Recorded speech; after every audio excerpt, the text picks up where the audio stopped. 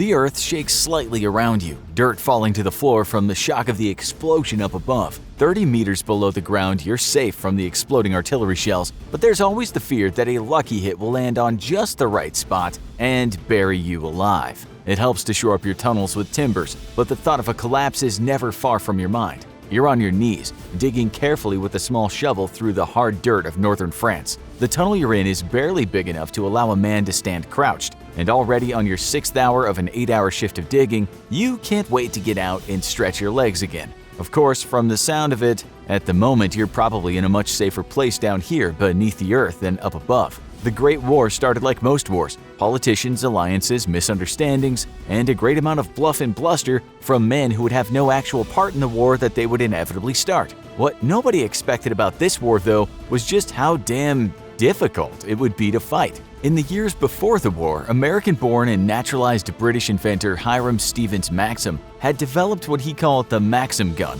a fully automatic machine gun capable of delivering very high rates of fire. Meeting a former American colleague in Vienna one day in 1882, his friend told him that if he really wanted to make money, he should invent something that would help Europeans kill each other much more efficiently, as they were so wanting to do already. Maxim lost little time licensing out his invention to the major governments of the world, from Britain to France and, unfortunately, Germany, whom he had no idea would eventually become a mortal enemy. All nations produced the Maxim gun under license, making their own improvements or modifications. At the start of the war, though, it was clear that the Allies had not taken the effectiveness of the machine gun to heart quite as much as the Germans, who already fielded them in the thousands versus the few hundred that the British had at their disposal. Despite being outnumbered in quantity, though, Allied machine guns managed to ensure that the quick victory Germany had hoped for would turn into a stalemate, as the soldiers dug into hundreds of miles of trenches all across France. The only way to budge the lines forward or backward any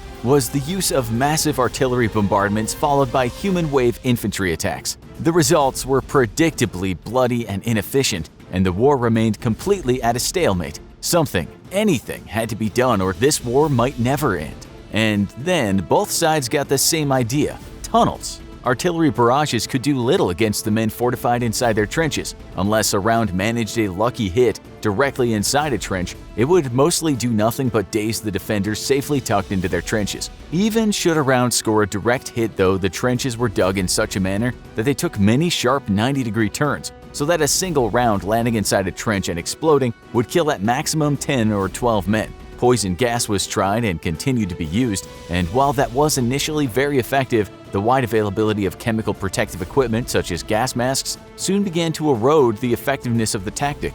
Then there was the fact that gases could take a very long time to disperse from the low-lying trenches, making a follow-on assault extremely risky for your own men. And once more, there was the machine guns. Just a single survivor could man a machine gun and hold up an entire platoon of men charging across the barren no-man's land. Efforts quickly turned to tunneling underground, and you yourself helped to spearhead the tactic. The British Army was quick to transfer experienced tunnelers from mines all across its empire to the front line, and the thousands of experienced miners soon took to training soldiers for the job. It's not just a dirty job, though, it's an extremely dangerous one. The tunnels have to be dug quickly, and many of the safety measures one might take in a normal mine tunnel have to be foregone. Sometimes you're lucky to get sturdy timbers to use to shore up the roof as you work, sometimes not. And tunnel collapses are a constant worry, because the diggers typically work in pairs of two. A single collapse in a tunnel will kill both. Then there's the enemy to worry about. You might be safe from the artillery bombardments up above, but you're not completely safe from being exploded down here. It didn't take long for both sides to start digging counter tunnels, with diggers in those tunnels on the alert for enemy tunnelers heading their way. Even through the thick dirt, the sound of scraping shovels can be heard a good distance away, and once the enemy knows you're coming, he prepares a very nasty surprise for you in the form of a large mine. Set to explode remotely, the mine will obliterate you if you're close enough, but even if you're far from it, the shockwave can be enough to collapse your tunnel and bury you under tons of earth. You work carefully then, and as silently as possible. You're aware of the fact that somewhere ahead and above you there's likely a soldier who's stuck a long stick in the ground and bitten on it with his teeth. This allows him to detect the minute vibrations caused by your digging, though another favorite detection method involves putting a large oil barrel filled with water on the floor of the trench, and then having a soldier simply stick their ear in the water. The vibrations of your digging travel through the dirt and are amplified by the water, once more giving your approach away. Rather than talk, you use hand and arm signals, and you're grateful that at least you can use all the light you want. You shudder thinking about what this life might be like if you were forced to dig in the pitch black.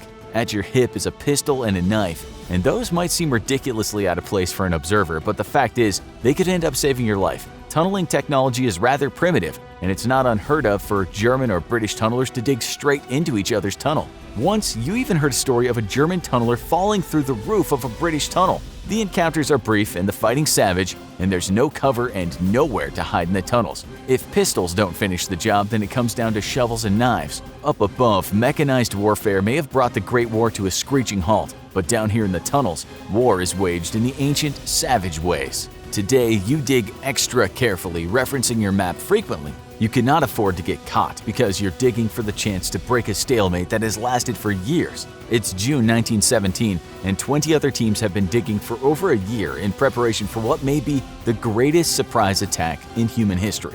For the last 3 years, the Germans have held on to the Messines Ridge, a naturally fortified position that has given the German army command over a large swath of the land for miles. If the ridge can be taken, the German lines will be pushed back significantly. But every assault to date has been a dismal failure. The ridge is simply too well defended, and no man's land is littered with the remains of failed assaults. The plan to take the ridge, devised by General Herbert Plummer, is as audacious as it is simple. Dig 22 tunnels under the enemy position and explode massive mines directly underneath them. The survivors of the mine attack will be assaulted by an infantry assault, preceded by a creeping barrage artillery bombardment. On paper, it's a brilliant plan. In reality, it's incredibly risky to build so many tunnels and hope they remain undetected. 10 months ago, one of those tunnels was very much detected, with German counterminers detecting the tunnel. As the British diggers worked, the Germans set off a mine of their own, killing the miners and sealing off the tunnel. Plans to continue with the efforts on the 21 other tunnels were initially reconsidered, but ultimately given the go-ahead. Working much more carefully than before, you and the 20 other mining teams miraculously managed to finish the task. And with a few more shovelfuls of dirt, it's done. You check the map on the front lines again and do some quick calculations. Yep, you're there, 30 meters directly below the German trenches. You shudder thinking about how close to the enemy you are.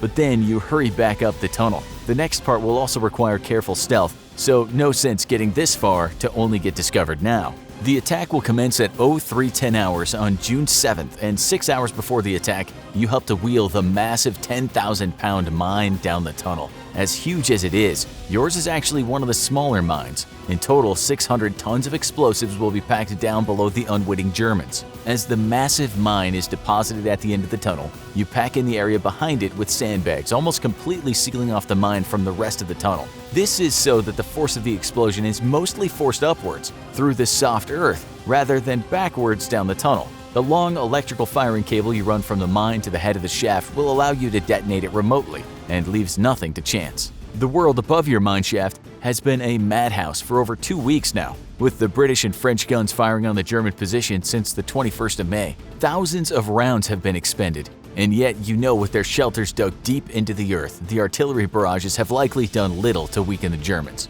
As you wait by the entrance to your mine, the firing suddenly stops. Though you've spent most of your time underground for the last few months, you still grew accustomed to the constant dull explosions of artillery going off somewhere above your head. Now the silence that settles all across the front is almost unbearable. In their trenches, the Germans slowly begin to exit their shelters, curious about the lull in the bombardment. 5 minutes later, at 0255 hours, it becomes clear that the shelling is over, and that means only one thing: an assault is coming. German soldiers scramble to their trenches and man their machine guns, shooting flares into the sky to light up the darkened no man's land. Yet, they see nothing. No charging soldiers or firing tanks. No man's land is empty.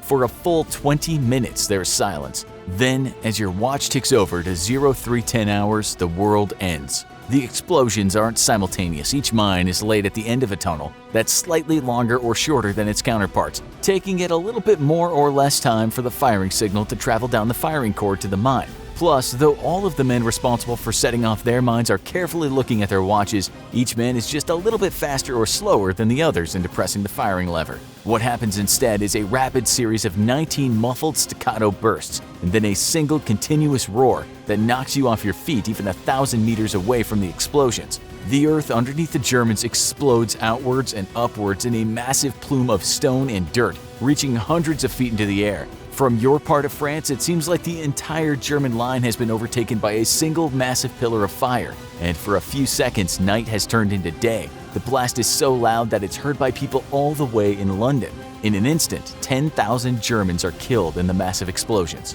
The Germans would go on to be permanently routed from their positions on the vitally strategically important Messines Ridge, and in the coming weeks would actually end up losing more ground as they attempted to counterattack and were pushed back. Of the 21 mines laid down for the attack, only 19 were exploded, as the other 2 ended up being outside of the planned attack area. The 2 remaining mines were left buried and forgotten until the 17th of June 1955, when one of them was detonated by a lightning bolt striking the earth. The only victim would be a cow, grazing directly above the mine. The second undetonated mine, however, is lost, and though its location is believed to be pinpointed, nobody yet has attempted to confirm it or recover the final unexploded mine of the Battle of Messines Ridge. As always, thanks for watching, and don't forget to like, share, and subscribe. See you next time.